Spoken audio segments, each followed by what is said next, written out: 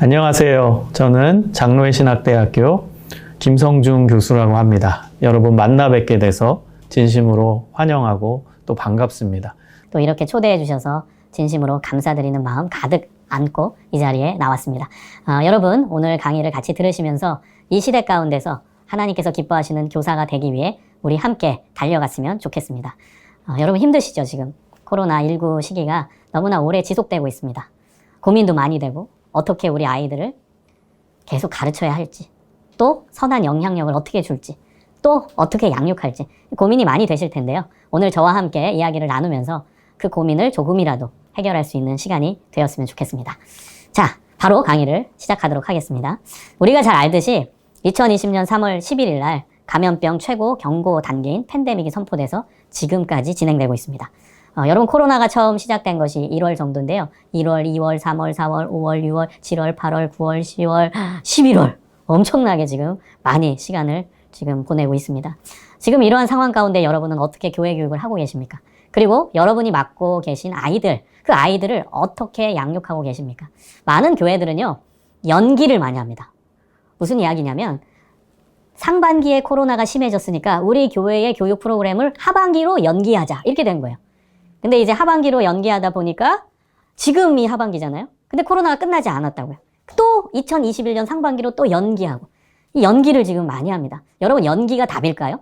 우리가 프로그램을 못 해가지고 조금 빨리 코로나가 지나라 끝내라 치료제 나와라 그리고 백신 나와라 그러면은 이 코로나가 끝나고 예전으로 그대로 돌아갈 테니까 여러분 연기하고 코로나 끝나는 것만 기다린다고 그것이 답이 될 수 있을까요? 아닙니다. 여러분 연기는 답이 아니에요. 연기하고 있다가 우리 애들 다 놓칩니다. 여러분 연기하고 있다가 지금 애들 신앙 교육 제대로 못하면 아이들 신앙이 땅바닥에 떨어질 수도 있는 거예요. 여러분 연기 이제 아닙니다. 하반기로 연기, 상반기로 연기, 프로그램 연기 아니에요. 지금부터 우리가 할 수 있는 범위 안에서 최선을 다해서 기독교 교육을 감당해야 됩니다. 우리가 할 수 있는 모든 것을 다 동원해서 우리 아이들의 영혼을 살리는데 우리는 올인해야 합니다. 그래서 여러분 오늘 강의를 들으시면서 열정을 다시 한번 지피시고 그리고 우리 아이들에 대한 사랑을 마음속에 가득 채워서 좋은 선생님, 하나님이 기뻐하시는 선생님이 되시기를 소망합니다. 자, 여러분 이런 단어 많이 들어보셨죠? 요즘에 교육학에서 많이 나오는 용어입니다. 뭐 기독교 교육학에서도 얘기하고 있고요. 또 일반 교육학에서도 많이 얘기하고 있는 단어입니다. 그것은 온라인입니다.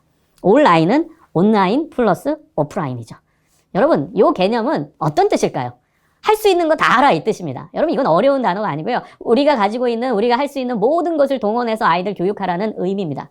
코로나 진행 상황에 따라서 어느 때는 대면으로 됐다가 어느 때는 온라인으로 됐다가 어느 때는 두 개가 다 됐다가 헷갈리잖아요. 여러분 교육에 있어서 제일 중요한 핵심은 일관성이거든요. 교육은 일관성이 없으면은요 교육적 효과가 없다고 그래요.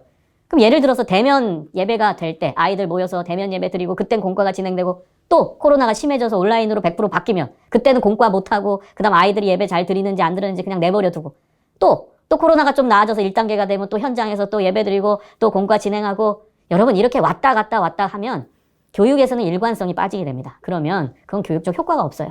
그래서 지금은 어떤 상황이 오더라도 코로나 진행 상황과 관계없이 우리는 할 수 있는 범위 안에서 일관성 있게 교육을 해나가는 게 중요합니다. 그게 온라인 교육입니다. 온라인이 필요할 때 온라인 교육하고 그리고 오프라인이 된다 그러면 오프라인 교육하고 두 개가 다 될 수 있다 그러면 두 개 다 진행하고 그래서 우리가 할 수 있는 범위 안에서 최선을 다해 여러분 교육적 사명을 감당하시길 바랍니다. 가만히 계시면 안 됩니다. 그건 제일 잘못된 거예요. 아까 제가 연기가 잘못됐다는 게 왜 그럴까요? 가만히 있는 거잖아요. 연기는. 다음으로 넘기자 다음으로 넘겨서 우리가 교육할 수 있는 시간을 기다리자. 연기는 우리가 가만히 있는 거예요. 현재. 그래서 잘못된 것입니다. 여러분 지금부터 열심히 뛰세요. 열심히 아이들 케어하세요. 열심히 아이들 만나세요. 지금도 다 잘하시는 선생님은 계속 합니다. 뭐 나이 많으신 선생님도요. 나는 온라인 잘 못하는데 그런 분도요. 전화하고 애들과 소통합니다. 전화는 우리 다 할 수 있잖아요. 할 수 있는 범위 안에서 최선을 다하고 그 다음에 할 수 있는 것을 내가 사용할 수 있도록 조금 공부해서 노력하자는 겁니다. 여러분 지금 전화기는 다 사용할 수 있죠? 그건 하세요. 그리고 전화 위에 또 온라인 도구들이 많잖아요. 그럼 그 중에서 여러분 사용하실 수 있는 것은 사용하세요. 그리고 더 배우실 것은 배워서 사용하세요. 그래서 여러분이 최선을 다해서 지금 우리의 현실 안에서 할 수 있는 모든 도구들을 사용하고 할 수 있는 모든 교육적 프로그램들을 하시고 그리고 양육할 수 있는 모든 것을 다 하실 수 있었으면 좋겠습니다. 자, 조금 여러분에게 팁을 드릴게요.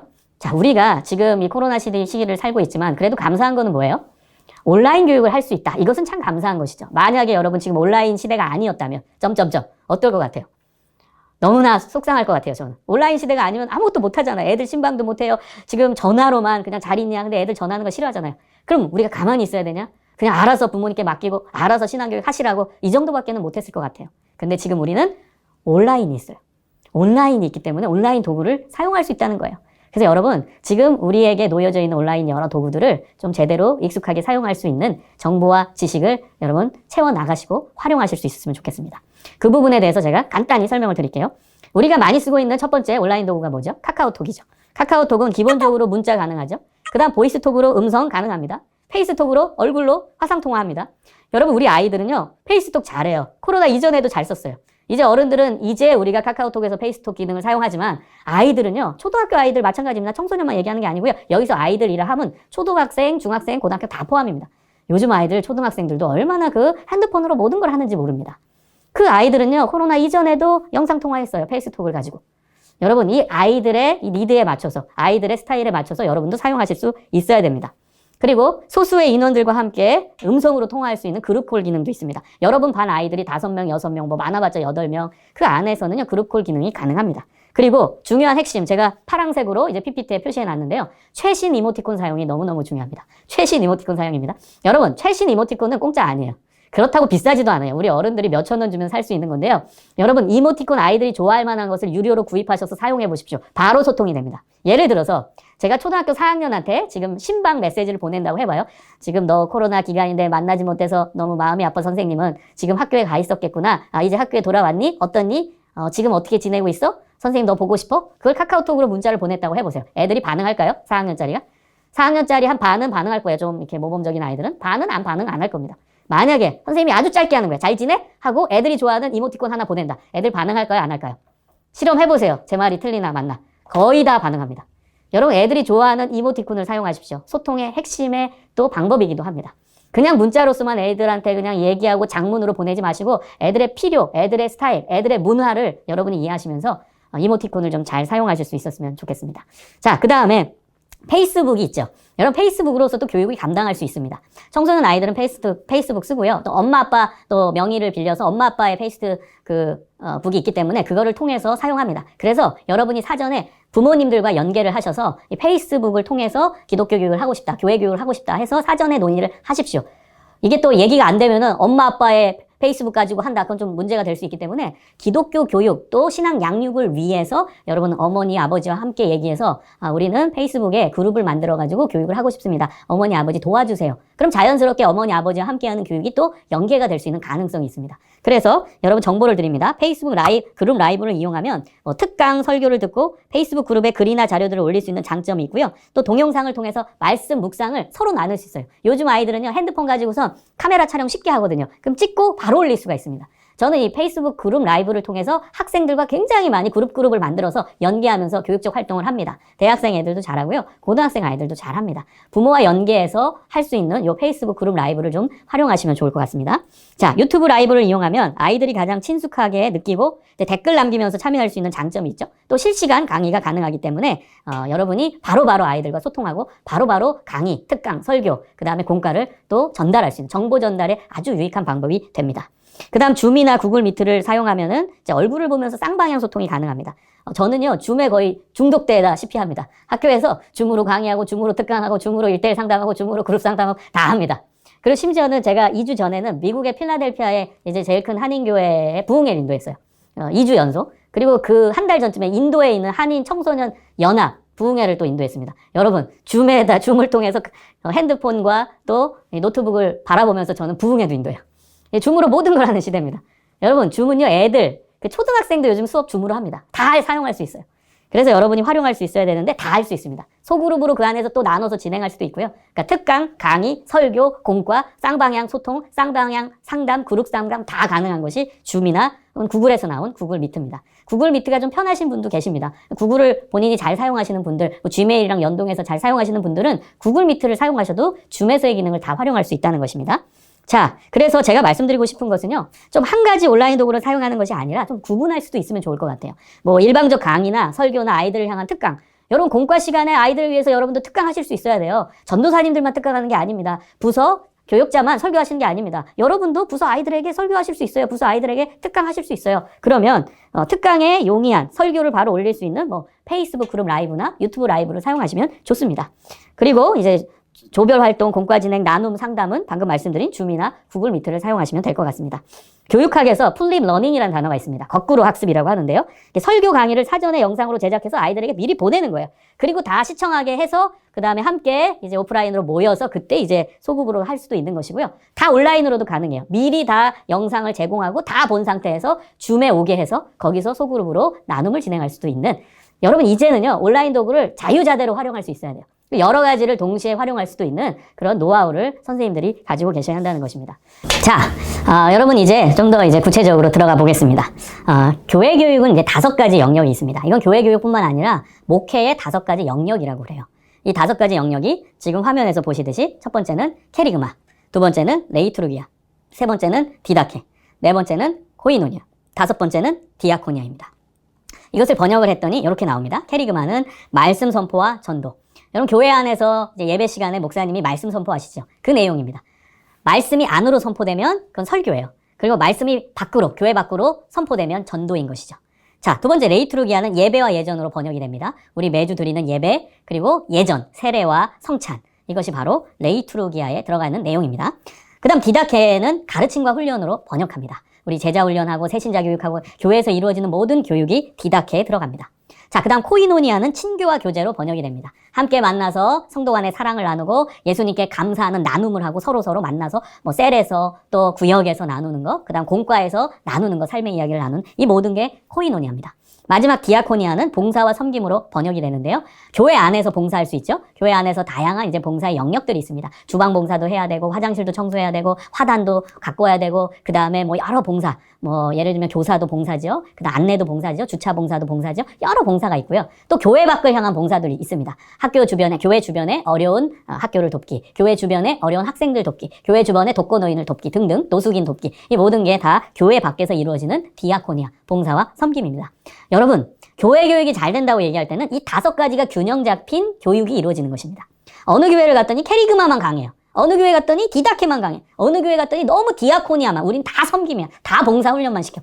그것은 좀 한쪽으로 치우쳐져 있는 모습이에요. 그래서 이제는 5가지가 균형 잡힌 교회가 좋은 교회고 5가지가 균형 잡힌 목회가, 그 교육 목회를 하는 교회가 좋은 교회학교고 좋은 교회 교육을 하는 곳이라고 말할 수 있습니다. 자, 그래서 이제 하나하나 살펴볼게요. 이 코로나 시기에 우리가 어떤 교육 목회를 해야 하는가. 5가지 영역을 하나하나 살펴보면서 어떻게 우리는 해 나가야 될까? 이제 구체적인 팁을 드리겠습니다.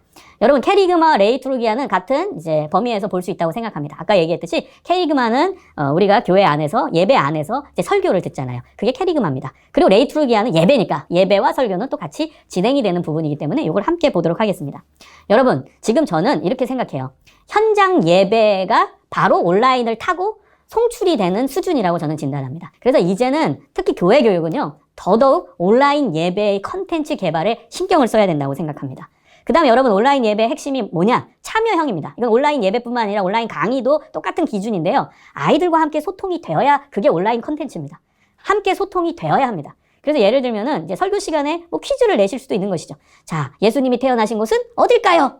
자, 지금 바로 지금 화면 앞에 있는 아이들, 지금 목사님한테, 전도사님한테 문자 보내세요. 지금 바로 확인합니다. 제일 빨리 보낸 사람한테 제가 기프트콘 쏩니다. 자, 여러분, 이런 거 하나하나 넣어주는 거. 이게 참여형인 거예요. 그러면서 지금 온라인 예배를 드리고 있구나라는 걸 정확히 알 수 있는 겁니다. 그래서 여러분, 저는 대단한 걸 얘기하는 게 아닙니다. 지금 온라인 예배, 온라인 컨텐츠를 만드실 때 아이들이 지금 컴퓨터 앞에 있다, 아이들이 지금 핸드폰 앞에 있다라는 걸 전제로 하시고 만드시라는 것입니다. 그리고 앞으로는 사실은 2가지가 병행이 될 겁니다.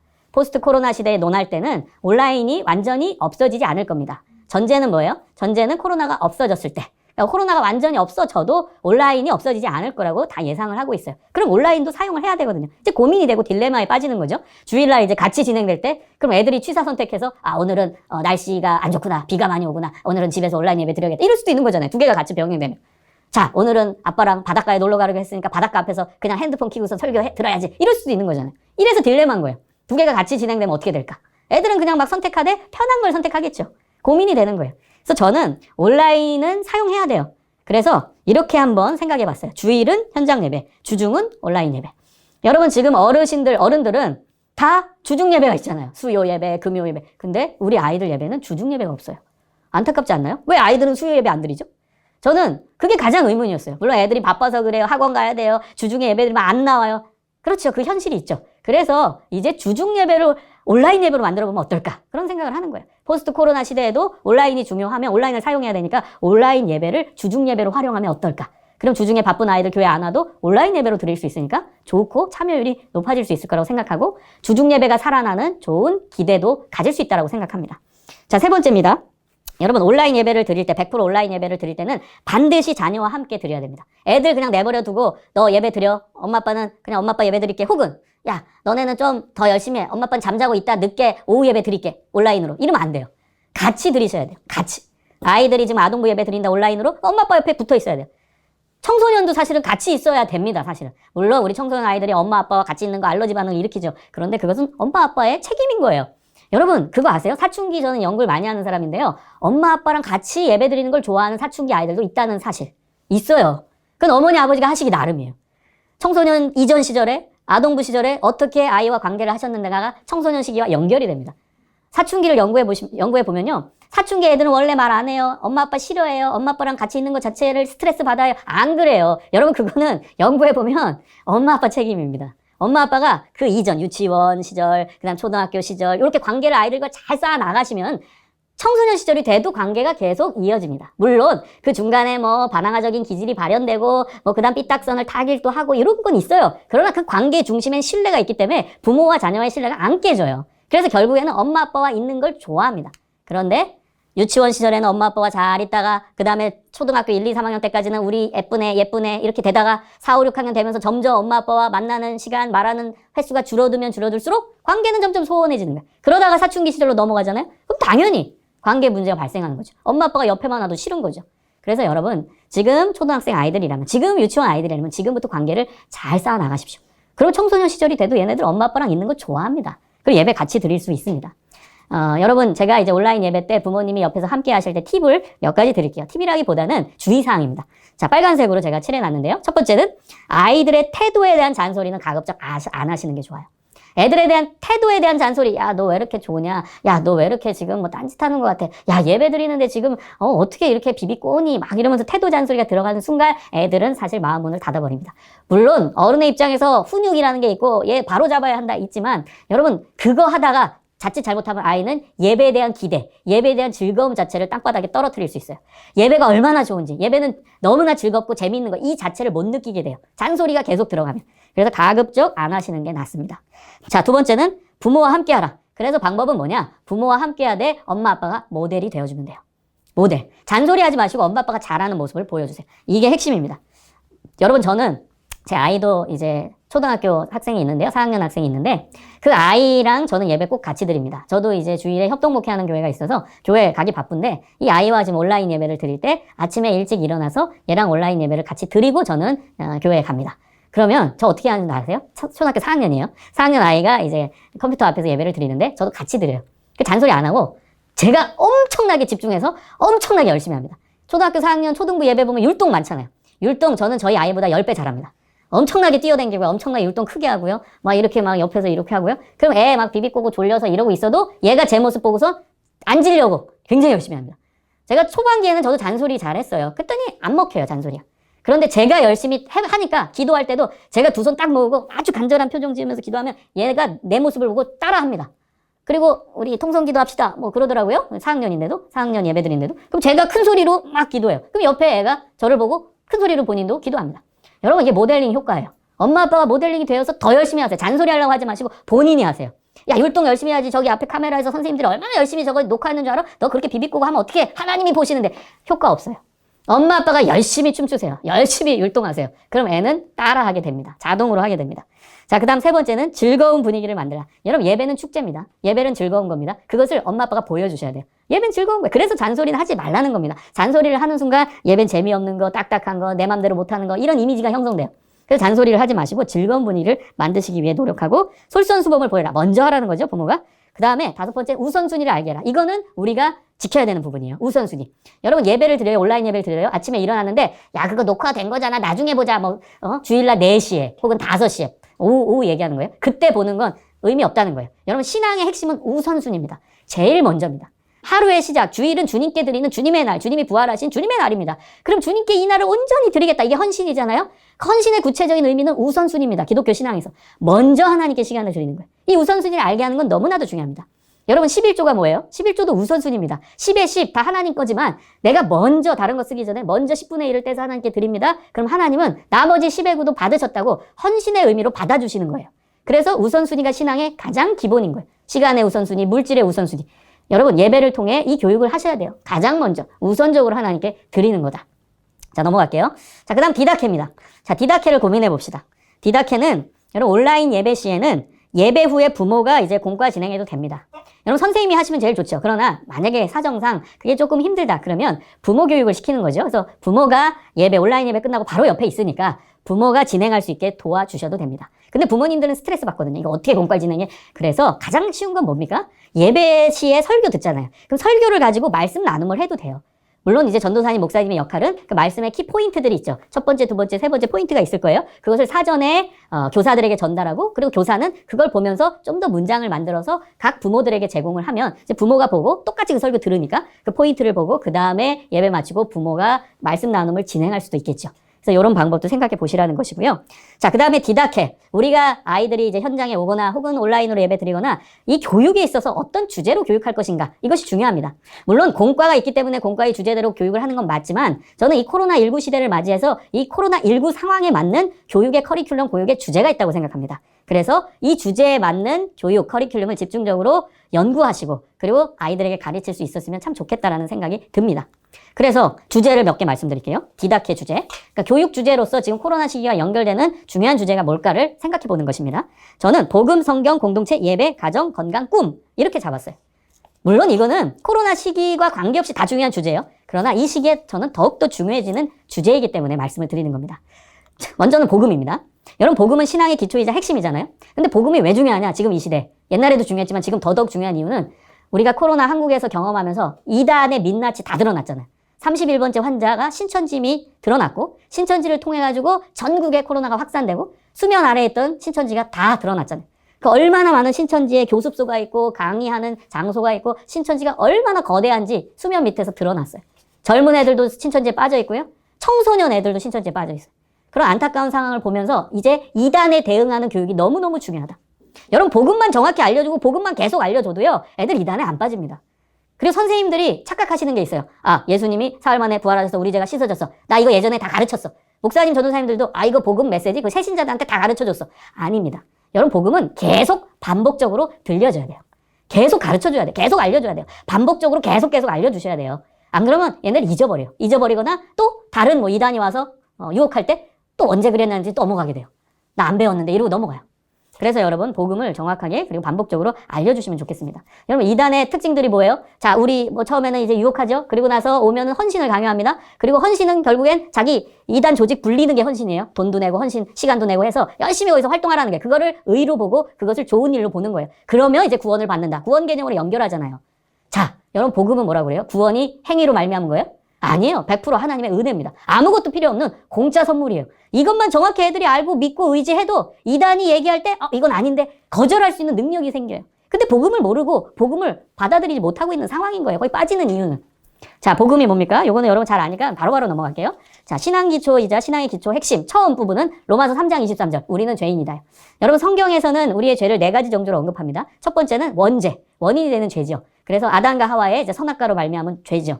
그래서 고양이의 자식은 고양이인 것처럼 죄의 자식은 죄. 아담과 하와가 죄인이니까 우리도 아담의 이제 후손이니까 죄인이다. 이게 원죄입니다. 자, 두 번째 죄는 뭐죠? 하나님을 모르는 게 죄입니다. 하나님 모르는 게 죄예요.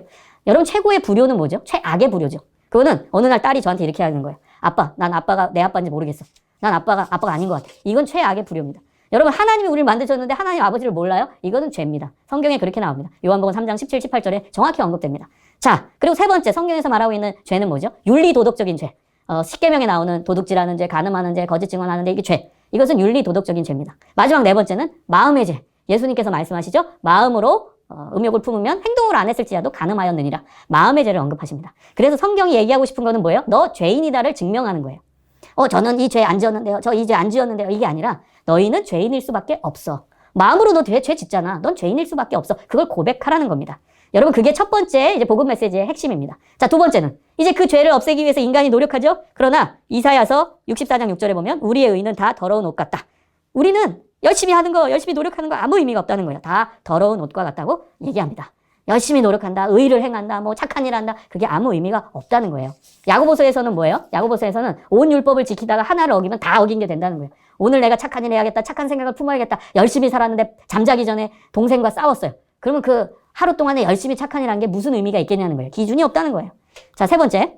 그래서 예수님께서 우리 죄를 씻겨주시기 위해 오셨다는 거죠. 이게 복음의 핵심이죠. 로마서 6장 23절에 보면 죄의 값은 사망이다. 그 죄의 값은 예수님이 십자가에서 죽었을 때 그 죄의 값은 누구의 죄의 값이죠? 우리 인간의 죄의 값인 거예요. 우리 인간의 죄의 값을 치르기 위해서 십자가에서 죽으신 겁니다. 그게 로마서 6장 23절의 말씀이에요. 그래서 죄의 값이 치러졌으면 생명이 오는 거예요. 두 가지 문장이 나옵니다. 죄의 값은 사망이다. 그렇다면 죄의 값이 치러졌으면 생명이다. 예수님이 십자가에서 죽으셔서 우리 인간의 죄의 값을 치르시기 위해 사망하셨다. 그러나 예수님이 우리 죄의 값을 다 치러주셨다는 증명으로 부활하셨다. 치러졌으니까 생명이 왔다. 그 생명이 부활인 것이죠. 그래서 예수님께서 사흘 만에 부활하셨다. 우리의 죄의 값이 치러졌다. 예수님은 십자가에 달리실 때부터 죄가 없으셨다는 증명이 되는 거죠. 만약에 예수님이 십자가에 달리실 때 죄가 있다면 예수님 부활하지 못했겠죠. 그러나 부활하셨다는 것은 두 가지 증명이죠. 아, 예수님이 십자가에 달리실 때부터 죄가 없으셨구나. 그 증명. 두 번째는 아, 예수님 우리 죄를 위해 십자가에 지신 건데 그 죄의 값을 치르려고 부활했다는 건 우리 죄의 값이 치러졌다는 증명이 되는구나. 이 두 가지 증명이 나오는 것입니다.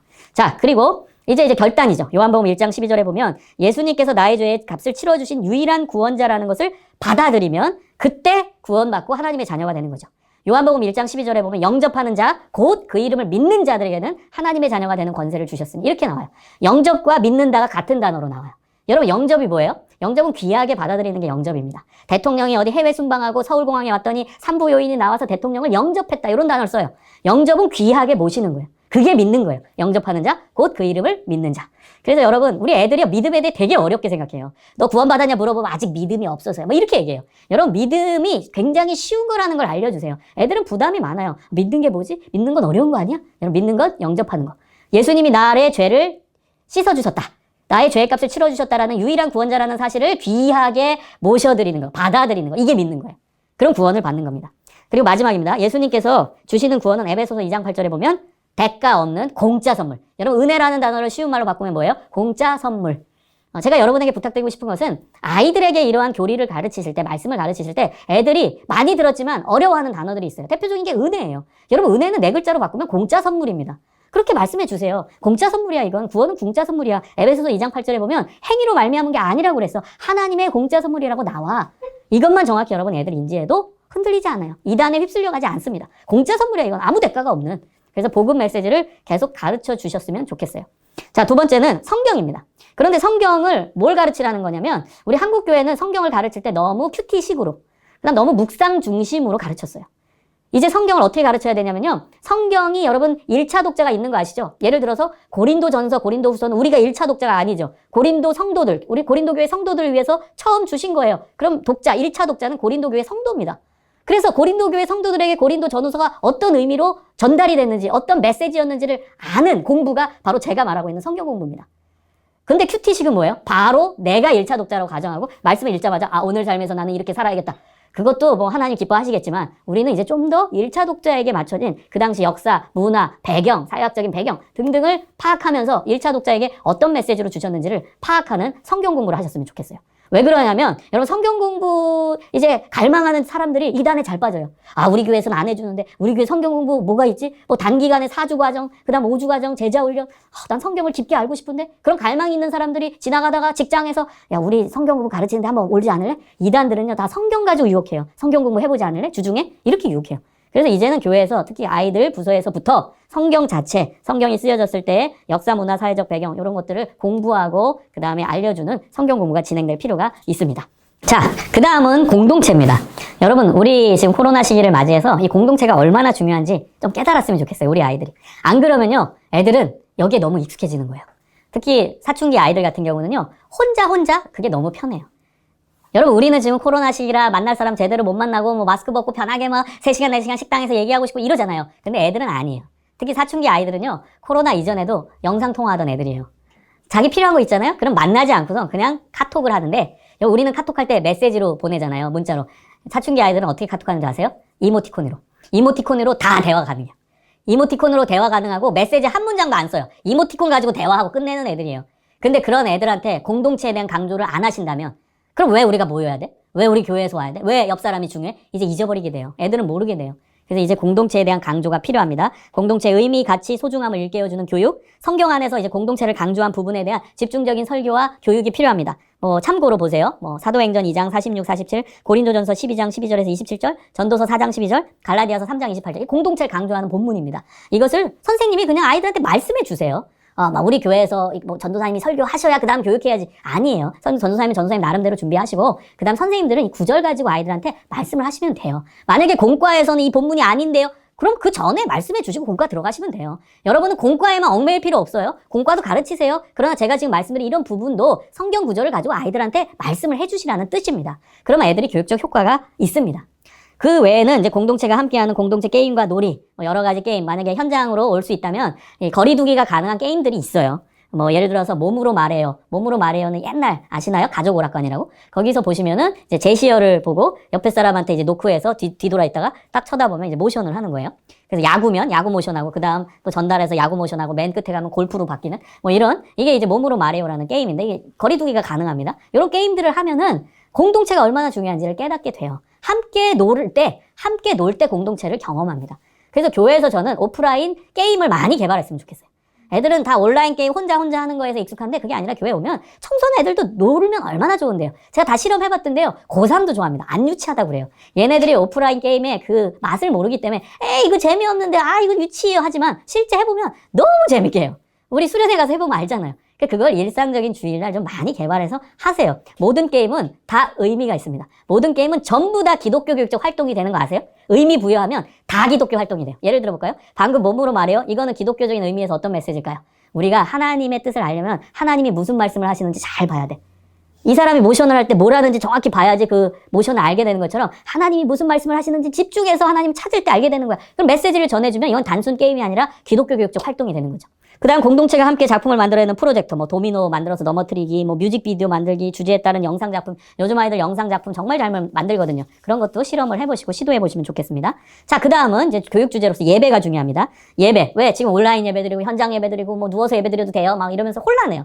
청소년 애들 제가 연구해봤더니요. 10명 중에 한 8명, 물론 샘플이 더 많아서 연구를 해야 되지만, 제가 연구한 바에 의하면 10명 중에 8명 예배 드리는 태도가 어떤 줄 아세요? 온라인 예배? 누워서 드려요. 청소년 아이들. 근데 더 신기한 게 왜 누워서 드리냐고 제가 몇 명을 찍어가지고 전화해서 더 심층 설문을 했더니 많이 나온 답, 여러분 충격받지 마세요. 유튜브는 누워서 봐야 제맛이다. 이게 애들 반응이에요. 유튜브는 누워서 봐야 제맛이다. 그러니까 유튜브가 그 안에서 설교가 나오니까 그냥 유튜브로 보는 거예요. 유튜브의 하나의 컨텐츠로. 누워서 보는 게 제맛이래요. 그러면 이제 이게 예배와 그냥 자기들 보는 영상과 무슨 차이가 있냐. 이런 것은 교육해야 돼요. 그래서 예배의 의미, 순서, 또 안식일, 주일의 역사, 의미, 또 예배드리는 태도 이런 교육을 집중적으로 이 시간에 해야 합니다. 자, 다음 주제는 가정입니다. 가정의 소중함을 깨달아야 돼요. 지금 엄마 아빠와 집에 있는 시간이 다른 때보다 훨씬 많습니다. 초등학생도 많고요. 중학생도 많고 고등학생도 많아요. 지금 이전에 비해는 훨씬 많습니다. 코로나기 때문에. 자, 이때 가정을 만드신 이유, 가정의 의미와 가치, 부모에 대한 존중과 순종 그런 교육을 해야 돼요. 설교와 특강, 또 프로그램, 부모에게 편지 쓰기와 같은 프로그램을 통해 가정이 얼마나 중요한지, 부모님이 얼마나 소중한지를 깨우쳐 주셔야 됩니다. 자, 그 다음은 건강입니다. 저는 이렇게 생각해요. 여러분, 건강이라는 키워드를 가지고 교육하는 걸 학교에서만 해야 됩니까? 아니, 교회에서도 해야죠. 저는 교회 교육의 반경이 좀 더 넓어졌으면 좋겠어요. 이런 거는 학교에서 하겠지요. 아니에요. 여러분, 아이들 건강 체크하는 거 학교에서만 해야 돼요? 생활태도 훈련으로? 아니에요. 교회 교육에서도 하셔야 돼요. 그래서 지금은 이제 면역력이 중요한 시기입니다. 코로나19 시대이기 때문에 내 면역을 지키는 습관이 중요합니다. 그래서 평소 건강이 얼마나 중요한지, 바이러스를 이기는 면역이 얼마나 중요한지를 말씀으로 깨닫게 해줘야 돼요. 하나님 우리를 몸으로 만드셨어요. 우리 육체를 만드셨잖아요. 이거 말씀해 주시고 하나님은 우리 육체를 잘 보호하길 원하신다. 고린도전서 3장 16절에는 하나님의 성전이라고 말씀하시잖아요. 그래서 내가 육체를 잘 관리해야 된다. 이런 내용도 말씀하시면서 건강 습관을 같이 체크해 주는 거예요. 우리 반 아이들끼리. 규칙적인 식사 잘하고 있는지, 정기적인 운동, 비타민C 잘 섭취하고 있는지, 탄산음료 안 마시기, 이런 등 같이 반에서 실천사항을 나누고 지켜보는 거예요. 그리고 이제 자연 환경의 건강을 위한 좋은 습관도 필요하죠.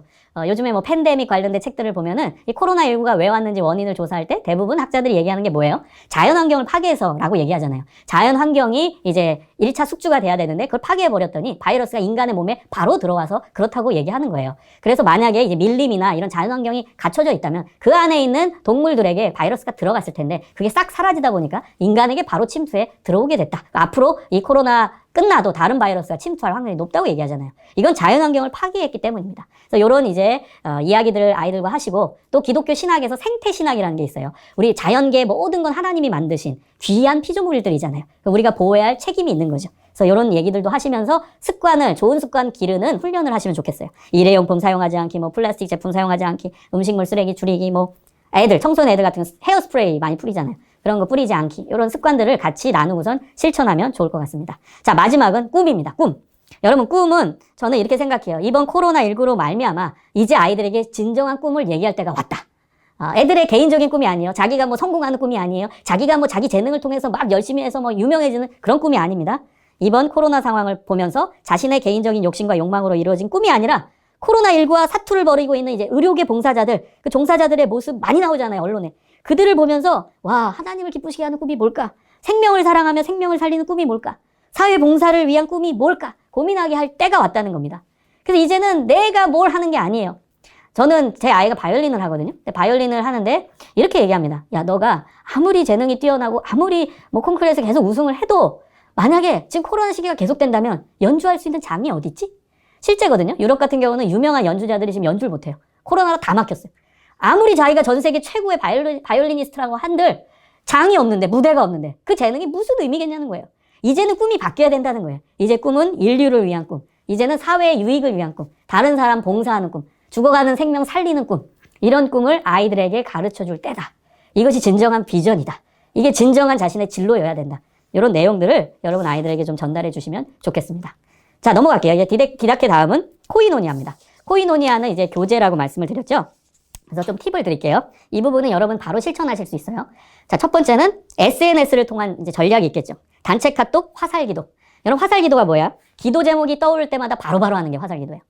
여러분 반 아이들과 나누는 거예요. 야, 우리 카톡 다 쓰지? 카톡에서 기도 제목이 이제 갑자기 떠오르면 바로 올려? 그럼 어디에 있든지 우리 약속하자. 30초간 그 기도 제목을 위해 기도하는 걸로.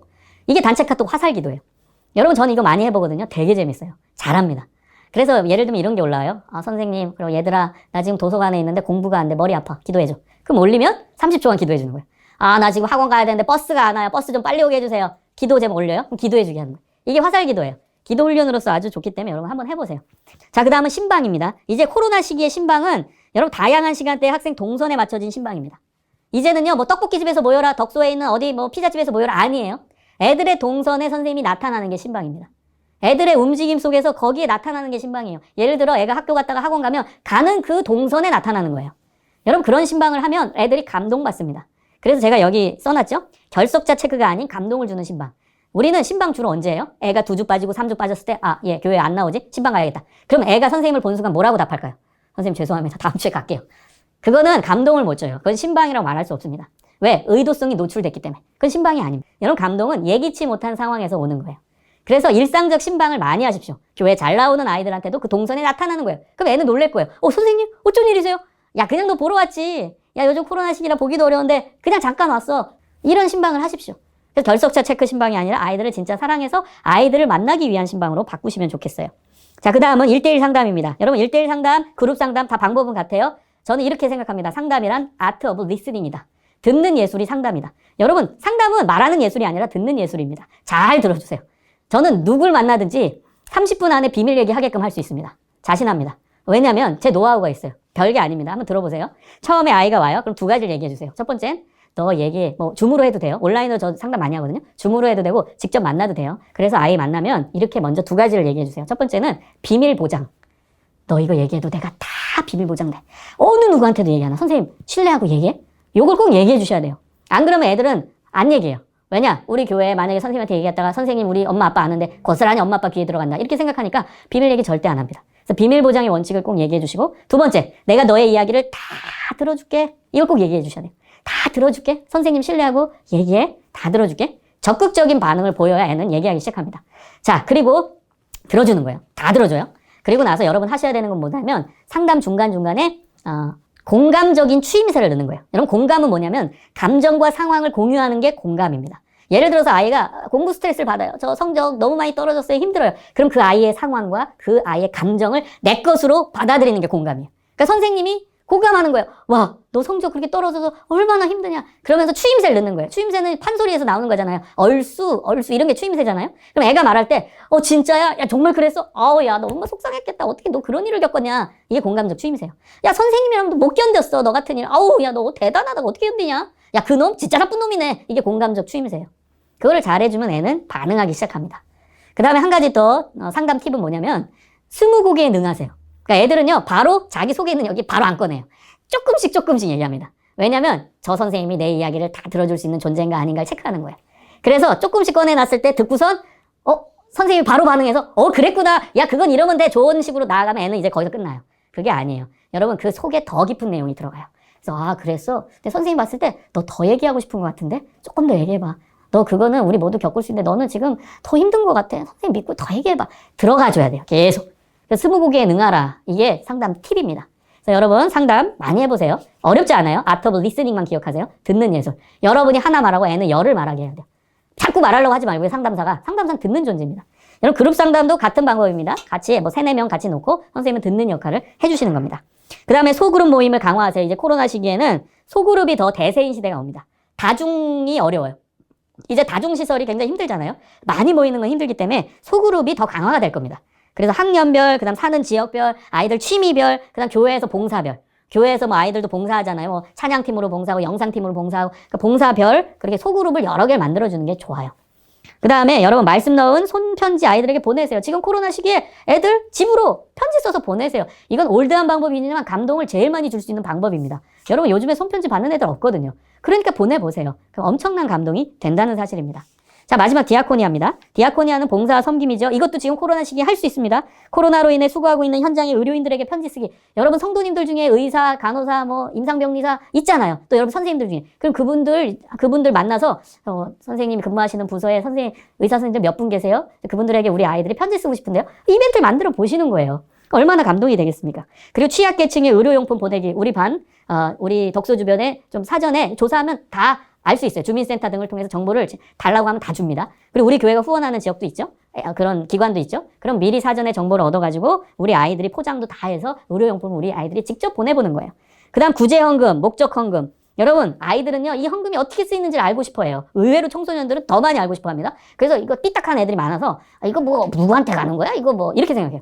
그러면 선생님이 목회자가 돼도 돼요. 설명해 주는 거예요. 우리가 내는 헌금은 이렇게 누구를 위해 쓰인단다. 구체적이면 구체적일수록 애들은 거기에 동기가 생겨서 헌금하게 돼요. 자, 캠페인을 만들어 보세요. 월별 캠페인. 유치부서부터 다 만들 수 있어요. 예를 들어 친구의 부탁 들어주기. 1개씩 들어주기. 이거 코이노니아예요. 도와주는 거, 약자를 섬기는 거, 어려운 학생들, 친구들 도와주는 거. 이런 코이노니아 실천들 캠페인으로 만들어서 해봤으면 좋겠고요. 그 다음에 감동의 영상을 통한 공감력 키우기. 예를 들어 손양원 목사님의 영상, 서서평 선교사님 영상, 또 안수연 의사 영상. 유튜브에 다 있어요. 유튜브를 잘 활용하세요. 그래서 이런 영상들을 아이들에게 보내주고 혹은 보게 해서 이분들은 이제 봉사의 샘플들이거든요. 이런 멋있는 디아코니아적 삶을 산 사람들이거든요. 그것을 보고 애들이 감동받고 본인들도 그런 삶을 살기로 결단하는 그런 시간들이 되었으면 좋겠습니다. 자 이제 마지막 부분으로 가고 있는데요. 이제 부모와 함께하는 이제 기독교 교육. 우리가 지금 제일 관심 갖고 있는 부분이잖아요. 저는 가장 기본적으로는 교역자와 교회학교 교사와 부모가 네트워크가 돼야 된다고 생각해요. 그러니까 가장 쉬운 실천은 단체 카톡을 바로 만드세요. 교역자, 교회학교 교사, 부서 교사들 있죠. 그다음 부모. 단체 카톡을 만들어서 온라인 교재부터 시작하는 거예요. 그 다음에 가정교육 커리큘럼을 제공해주면 좋아요. 거대한 거 아닙니다. 그래서 이번 주 공과에 대한 내용 그걸 간단하게 설명을 해서 부모한테 보내는 거. 이게 가정교육 커리큘럼 제공해주는 거예요. 엄마 아빠도 알아야 되죠. 우리 애들이 어떻게 공부하는지 우리 애들이 다음 주 공과가 뭔지 몰라서야 되겠어요. 그래서 주중에 부모님과 사전에 이제 온라인으로 만나서 공과 공부 간단히 브리핑하는 게 너무 부담된다. 그럼 그냥 카톡으로 보내세요. 이런 거 하겠습니다. 그리고 주중 과제를 꼭 내주세요. 그 다음에 일주일에 2번, 화요일이나 목요일, 아이와 함께 주일에 배운 공과 공부의 내용을 복습, 그다음 주요 구조를 암송, 그다음 적용 점검, 또 섬김과 봉사의 과제를 공과 시간에 꼭 나누세요. 그럼 나눈 거를 애들이 실천하고 있는지 실제 삶의 현장에서 그럼 부모가 체크해야 되니까 이런 내용을 담아가지고 카톡에 전달해 주시든 아니면 온라인으로 사전에 먼저 만나시든 그런 노력을 해주시면 좋겠습니다. 자 마지막은 교사가 할 수 있는, 부모에게 드릴 수 있는 최고의 감동적인 선물은 뭐냐? 부모에게 손편지 쓰기입니다. 여러분 요거 꼭 실천해 보세요. 엄청난 반응이 올 겁니다. 그 손편지에는 3가지가 들어가면 돼요. 안부, 그 다음에 공지사항, 그 다음에 학생 활동 평가. 요거를 넣어서 한 달에 한 번씩, 너무 힘드세요? 그럼 분기에 한 번이라도